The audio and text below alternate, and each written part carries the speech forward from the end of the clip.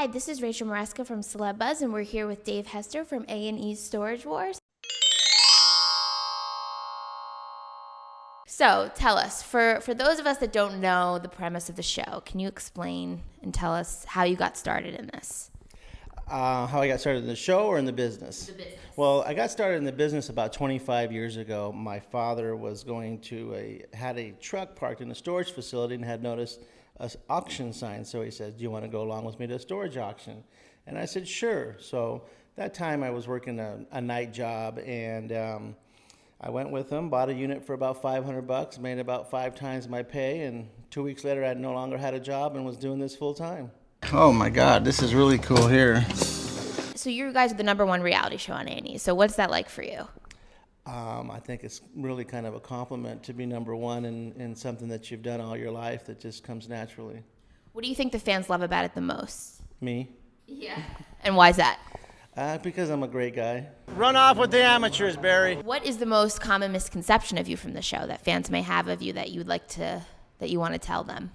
Well, I would say that, most people, when other people are out and people realize that they know me, they go, "Is Dave really such a big a-hole in real life?" And no, I am not. Well, I mean, I don't want to really have a bad reputation. Oh, but it's not. Your reputation is is so tarnished, the strongest acid's not going to clean it. So what is the most unique thing you've ever found in a storage locker?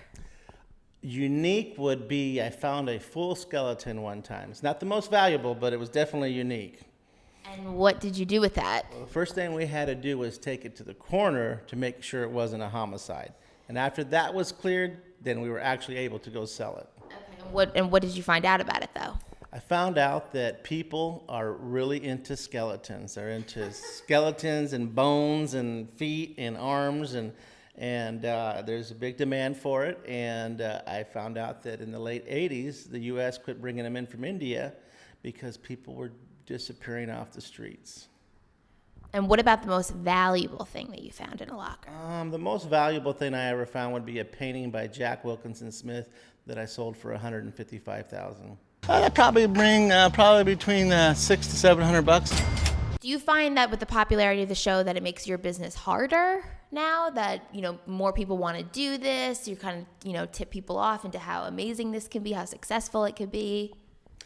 There's definitely more people getting involved in the business, but I think that the higher dollar units, the ones that I generally go after, the same people are buying them. The new people are coming in, a couple thousand or less, they're in. After that, they're not involved too much. It's all the old players are the same ones buying them. So what would you say is the biggest positive and the biggest negative of this business? Well, the biggest positive is that basically you're your own boss, and you get the great rewards. The harder you work, the more you get out of it. So it's a great way to make a living. Before the show, I was buying homes. I bought the property that my business was in for $1.5 million 10 years ago, and got to travel the world, and it was great.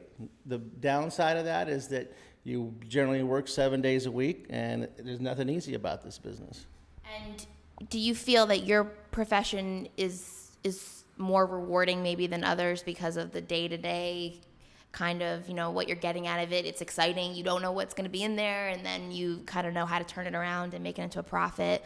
Is that like the most exciting part? Would you say it's more exciting than the average 9 to 5? Oh, definitely, because every box could be the one that puts you into retirement.